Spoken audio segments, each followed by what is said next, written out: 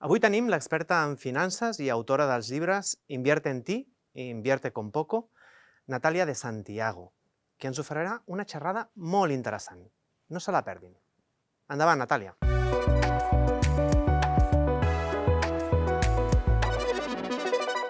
¿Por qué lo llaman riesgo cuando quieren decir oportunidad? Bueno, si como yo sois gente normales, mortales comunes de todos los días, normalmente cuando oigáis la palabra riesgo financiero, lo que os pedirá el cuerpo es salir corriendo en la dirección opuesta. Nosotros lo que queremos es dejar nuestros ahorros tranquilos, que nadie nos moleste y, a ser posible, mantenerlos lo más seguro posible. Porque bastante tenemos con llegar a fin de mes, pagar las facturas, que cada vez son más caras, llenar el depósito con ese oro líquido que antes llamábamos gasolina, como para encima tener que andar preocupándonos de si los mercados suben, bajan, se comen nuestro dinero, no se lo comen o qué. Lo que pasa es que a veces, cuando creemos que estamos protegiendo nuestros ahorros y los dejamos en la cuenta del banco porque así no tenemos ningún susto, lo que estamos haciendo en realidad es dejarlos a la merced de un ente mucho más maquiavélico que esos riesgos financieros que estamos intentando evitar a toda costa. Esta seguro que os la sabéis, la inflación. Me explico. Seguro que habéis visto alguna vez esta curva que se suele llamar es una campana de Gauss, distribución normal, distribución de Gauss-Laplace, y es una distribución estadística que hoy nos resulta útil porque representa bastante bien los retornos, la rentabilidad de muchas de las inversiones que están al alcance de la gente normal, como por ejemplo las inversiones en bolsa. ¿Esto qué quiere decir? Que si esto representa las rentabilidades positivas y negativas de toda la gente que invierte en bolsa, significaría que estos de aquí ganan más que la media y estos de aquí pierden dinero, ¿o no? Porque nosotros lo que nos gustaría pensar es que si no invertimos, si dejamos el dinero seguro en la cuenta, lo que estamos haciendo es estar aquí tranquilamente con los del centro, ni gano ni pierdo y todos tan tranquilos. Pero eso no es así. ¿Por qué? Porque este centro de aquí no es el cero, esto no es ni gano ni pierdo, esto es la media de la rentabilidad media que obtiene la gente que invierte en bolsa. Es decir, esto es mayor que cero, porque lo normal, salvo sonadas excepciones, es que cuando uno invierte se gane, no se pierda. Entonces, el cero, donde creemos que estamos los que no invertimos, los que dejamos nuestros ahorros en la cuenta del banco para no arriesgar, en realidad no estamos aquí detrás, estamos en la mitad de los que pierden, no en la mitad de los que ganan. Y todavía peor, porque esto no está teniendo en cuenta ese coco del que ya os he hablado antes, la inflación. ¿Y qué es lo que hace la inflación? La inflación lo que hace es que todos perdamos en general. Si la inflación es positiva, con el mismo dinero cada vez puedes comprar menos cosas. Y para que os hagáis una idea, en los últimos 20 años en España, estos son datos reales, no me los he inventado yo para la presentación, la inflación acumulada ha sido del 54,4%. Esto significa que si tú en 2003 ahorraste 1.544 euros, eso equivale solo a 1.000 euros de hoy. Los 544 euros que te faltan se los ha comido la inflación, que son muchos euros. Y eso también significa que todo aquel que en este periodo de 20 años no haya conseguido sacarle una rentabilidad acumulada a sus ahorros del 54,4% está perdiendo dinero. Y nosotros, por supuesto, sin hacer nada, también ese 54,4%. O sea que esto, volviendo a nuestra curva, esto de la inflación lo que significa es que estar en positivo, estar en el cero y a partir del cero es más difícil, está más lejos, porque la inflación nos va tirando siempre es como una rentabilidad negativa. Lo que conseguimos con nuestras inversiones o depósitos o productos de ahorro es rentabilidad positiva y la inflación siempre nos va tirando hacia atrás. Para poner un ejemplo, supongamos que los bancos centrales consiguen lo que pretenden, que es mantener la inflación alrededor de un 2% anual.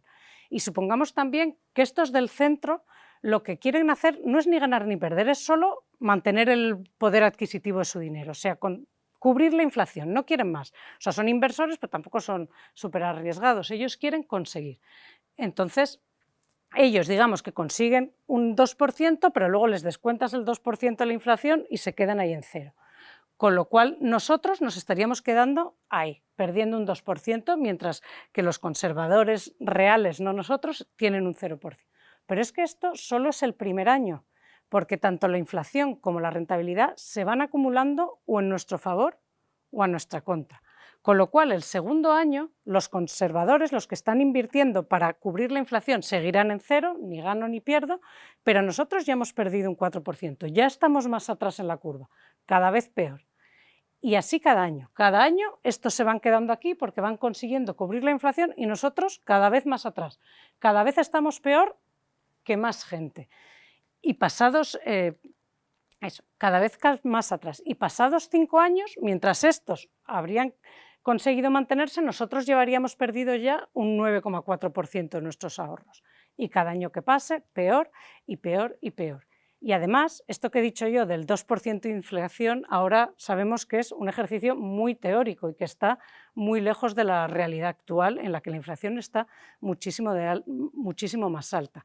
Y además, los inversores en bolsa tampoco sacan un 2% de media, muchos sacan mucho más. Pero utilizando datos reales, que al final es lo que nos da una idea más aproximada de esto cómo queda, este es el índice MSCI World, que es más o menos un índice que representa la media de las bolsas mundiales. Es como si fuera que han hecho las bolsas mundiales más o menos en los últimos 40 años. Este índice ha conseguido en los últimos 10 años una rentabilidad media anual cada año del 9,29%. Y la inflación acumulada en España en este mismo periodo, o sea, la real, que además no tiene, quiero decir, ahora la siguiente media va a ser peor porque estos últimos años han sido muy malos y hubo unos años de inflación muy baja, era del 2,1 anual más o menos. ¿Esto qué significa? Que aquel que hace 10 años pusiera 1.000 euros en un fondo que siguiera este índice, que estás invirtiendo en las bolsas de todo el mundo, como quien dice, hoy en día, habiendo descontado ya el efecto de la inflación, tendrían 1.311 euros, mientras que nosotros, los que no hemos hecho nada, los que somos tan conservadores, en lugar de 1.000 euros tendríamos 841. Es decir, unos han ganado 300 y pico y nosotros hemos perdido casi 200 euros sin hacer nada, sin movernos del sillón en lo que pensábamos que era una estrategia muy conservadora. Y además, haciendo esto, lo que hemos conseguido es que más o menos solo un 30% de los inversores han perdido más que nosotros. Un 70% han ganado más que nosotros sin hacer nada. Con lo cual estamos otra vez en ese lado de la curva, muy atrás de la curva. ¿Por qué? Porque el riesgo siempre lo vemos como algo malo, como algo negativo, algo de lo que hay que huir, pero realmente riesgo también es sinónimo de oportunidad y lo normal cuando uno invierte en general, salvo sonadas excepciones, es ganar dinero, no perderlo, sobre todo en un periodo, no en un día, en un momento puntual, sino en un periodo un poco más largo. Lo que pasa es que esto que os he contado de la curva tiene un poquito de trampa, porque esta campana de Gauss representa bastante bien los retornos del MSCI, pero no es exacto. Y lo que sí que pasa es que normalmente en la bolsa hay más gente que pierde muchísimo dinero y gente que gana muchísimo dinero. Es decir, hay más gente que se sale de la curva de lo que tendría que haber estadísticamente. Y claro, de este que pierde muchísimo dinero, ese no queremos ser nadie, eso es a lo que nos negamos toda la gente y por eso muchos de nosotros no invertimos. ¿Por qué? Porque pensamos que eso es lo que nos puede pasar precisamente, de repente perderlo todo, que por supuesto es un riesgo que hay que evitar a toda costa.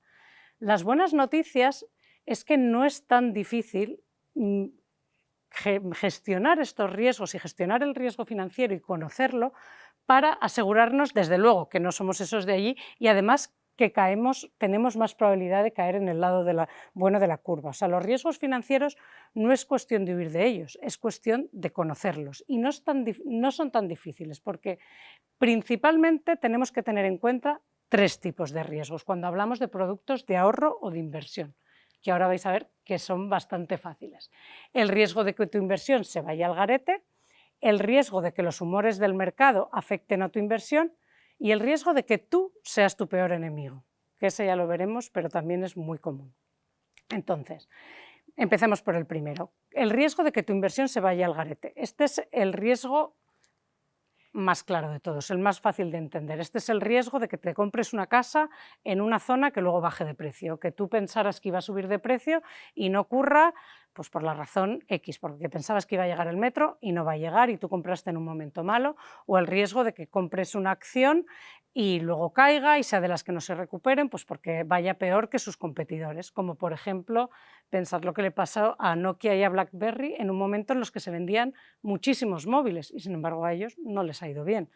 Entonces, este es un riesgo al que siempre que tú eliges una inversión concreta y haces pues, una casa, una acción, una empresa, siempre te estás exponiendo a este tipo de riesgo, porque unas tienen más riesgo que otras, pero nadie está exento, libre de pecado, como si dijéramos. Lo bueno de este tipo de riesgo es que es muy fácil de mitigar. ¿Por qué? Porque se reduce simple y llanamente diversificando o no poniéndolo todos los huevos en la misma cesta, que dirían las abuelas. Porque, por ejemplo, volviendo al ejemplo de Nokia, si en lugar de hace 10 años haber comprado acciones de Nokia, hubiéramos invertido en un fondo especializado en telecomunicaciones que tuviera acciones de Nokia, de Apple, de Samsung, de Huawei, de tal, pues no solo no habríamos perdido tanto, sino que probablemente habríamos ganado. Entonces, al no poner todos los huevos en la misma cesta, las probabilidades de que todas tus inversiones vayan mal a la vez es mucho más baja.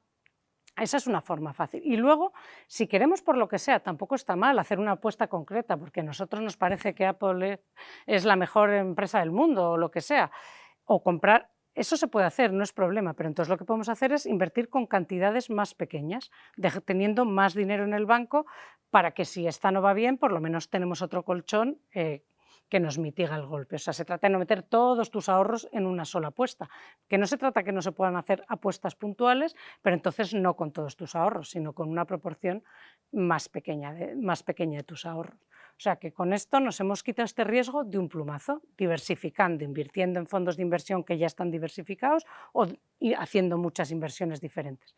Lo que pasa es que se puede diversificar mejor o peor.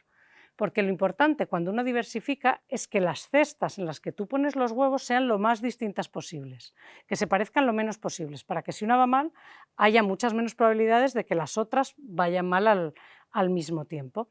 Esto es lo que los entendidos llaman correlación y lo que queremos es que nuestras cestas tengan poca correlación. Estos, por ejemplo, pues si hablamos de invertir en inmobiliaria, pues estarán menos correlacionadas una casa en el centro de Madrid para estudiantes y un piso en primera línea de playa que dos casas en el mismo barrio y en la misma calle, pues es más probable que si esa calle, por lo que sea, le hablen una discoteca tecno y bajan los precios, que te afecte la misma cosa a las dos casas en sitios distintos. Eso es una forma de ver cómo de correlacionadas están dos inversiones. Pero una vez que hemos diversificado, y sobre todo si hemos diversificado bien en cosas que tienen poca correlación, de este riesgo lo tenemos más o menos controlado. Y pasemos al siguiente tipo de riesgo. El riesgo de que los humores del mercado afecten de tu inversión. ¿Este qué riesgo es? Estos son riesgos que afectan a tu inversión aunque no estén directamente relacionados con tu inversión. Son cosas ajenas que tú te puedes haber estudiado fenomenal, el piso que te vas a comprar porque es que te encanta, porque tal, pero te llega la burbuja inmobiliaria y aunque tú hayas hecho una compra fantástica, la burbuja de repente afecta a los precios de todas las casas, independientemente de que la casa que tú hayas comprado sea efectivamente buena, ¿no? O riesgos, por ejemplo, pues eso, que tú quieras poner un piso en alquiler en Airbnb y si te abren una discoteca, eso es un riesgo de los que hemos visto antes, pero si viene una pandemia y durante un tiempo no lo puedes alquilar y sacarle la rentabilidad que tú esperabas, eso es un riesgo de mercado, un riesgo de que algo ajeno ha venido que tú no podías prever, bueno, lo puedes prever, pero a lo mejor no lo has previsto, o sobre lo que tú no tienes poder de decisión y afecta a tu inversión. Lo que pasa además es que estos riesgos no son diversificables porque a veces son tan globales como fue el caso de la pandemia que directamente afectan a todo. ¿En qué podías haber diversificado? A no ser que fueran mascarillas que no te hubiera afectado durante la pandemia. Pero a cambio, como no hay mal que en 100 años dure, este tipo de riesgos suelen ser coyunturales, porque dependen de la situación política, de la situación económica, de la evolución de un sector concreto por lo que sea. Entonces, ¿qué pasa? Que se suelen pasar con el tiempo. Con lo cual, si uno se mete en una inversión que se vea bastante afectada por los riesgos de mercado, o sea, que sean volátiles, que suban mucho y bajen mucho según lo que pasa en el entorno, como puede ser la bolsa, por ejemplo, que sale una noticia y la bolsa sube, sale otra noticia y la bolsa baja, es un mercado volátil. ¿Cuál es el secreto para poder invertir en este tipo de mercados sin morir del susto? Pues invertir a largo plazo, que si volvemos al perdonar, esta, aquí se ve muy bien. Esto es el MSCI World y se ve que hay infinitas subidas y bajadas, pero si vemos la tendencia a largo plazo, ahí vemos que se dejan de importar estas subidas y bajadas puntuales que en el corto plazo te pueden hacer comprar aquí y vender aquí y pegarte la tremenda, eso deja de importar y en el largo plazo lo que se queda es la tendencia subyacente creciente. Entonces, el secreto, cuando uno va a invertir en este tipo de mercados que sabemos que pueden subir y bajar, es decir, yo este dinero, ¿en cuánto tiempo no lo necesito? Pues hombre, lo voy a necesitar el año que viene. Vale, pues esta no es una inversión correcta porque es un mercado volátil y te puede pillar el año que viene bajo. Pero si yo este dinero no lo voy a necesitar en 10 años o 15, entonces sí me puedo meter en un mercado así y aprovechar que aunque sube y baje, yo tengo tiempo para esperarme y no vender nunca en la baja, en el momento más bajo. O sea que nos hemos quitado ya 2 riesgos con 2 estrategias bastante fácil, invertir a largo plazo si son mercados volátiles y diversificar si son inversiones que tengan un riesgo de quiebra. Y nos queda, volvamos para adelante un poquito, el tercer tipo de riesgo que normalmente no lo solemos tener en cuenta y sin embargo muchas veces ese es el más importante, que es el riesgo de que tú seas el peor enemigo de tus inversiones, porque de nada vale que tú hagas los deberes, te estudies fenomenal tu inversión, diversifiques, digas pues voy a ir a largo plazo, me meto en un mercado volátil porque yo quiero invertir a largo plazo y sacar rentabilidad, si luego va a pasar, va a llegar la primera de cambio, va a venir, esto fue la burbuja.com, viene la burbuja.com, te asustas y vendes ahí, porque no te consigues controlar. Ese es el otro problema que tenemos los inversores, que cuando intentamos decidir, o sea, nos salimos de la estrategia que habíamos pensado, que habíamos diseñado y de repente nos asustamos y decimos, ¡ay, la pandemia, baja la bolsa, ¿qué hago? ¿Vendo? Nos solemos equivocar. No nosotros, todos, porque de media, hasta los inversores profesionales, de media el inversor suele sacar entre un 1% y un 2% menos que la inversión en la que está invirtiendo. O sea, suele tener un rendimiento entre un 1 y un 2% peor que en lo que está invirtiendo. ¿Por qué? Porque cuando respondemos con nuestras emociones o intentamos pasarnos de listos diciendo ahora me adelanto, ahora sube, ahora baja, ahora entro, ahora salgo, normalmente lo normal es que nos equivoquemos. Entonces, por eso hay que adecuar muy bien el tipo de inversión que elijamos o el tipo de producto a nuestra personalidad, porque tiene que ir con nosotros y si nos vamos a meter en un mercado volátil tenemos que ser capaces de aguantar y si no, no es una inversión que nos convenga y deberíamos optar por otro tipo de producto y al contrario, hay gente que le va a la marcha y si le dices no, toma un depósito al 2% se deprime, entonces esa persona necesita una inversión un poco más animada y que le dé a él un poco más de vidilla. Pero sobre todo tenemos que conocernos y saber cuáles son nuestras debilidades y donde tenemos peligro de pifiarla o de tomar decisiones guiados por nuestras emociones que pueden hacer eso, que en lugar de aprovechar y coger toda esta curva ascendente, de repente venga una bajada, nos asustemos y vendamos y aquello ya no tenga remedio. Pero bueno, en conclusión, realmente los riesgos financieros no son el enemigo, de hecho pueden ser un aliado para ayudarnos a combatir el coco real de nuestros ahorros, que es la inflación, que ese no es un riesgo, nos va a afectar sí o sí. Entonces, para no acabar en el lado malo de la curva, que es lo que no queremos, nosotros queremos estar en el lado bueno de la curva, no nos podemos quedar de brazos cruzados mientras la inflación se va comiendo nuestros ahorros. Tenemos que aprender, donde hay riesgos, a ver oportunidades. Y espero que estos consejos os puedan ayudar.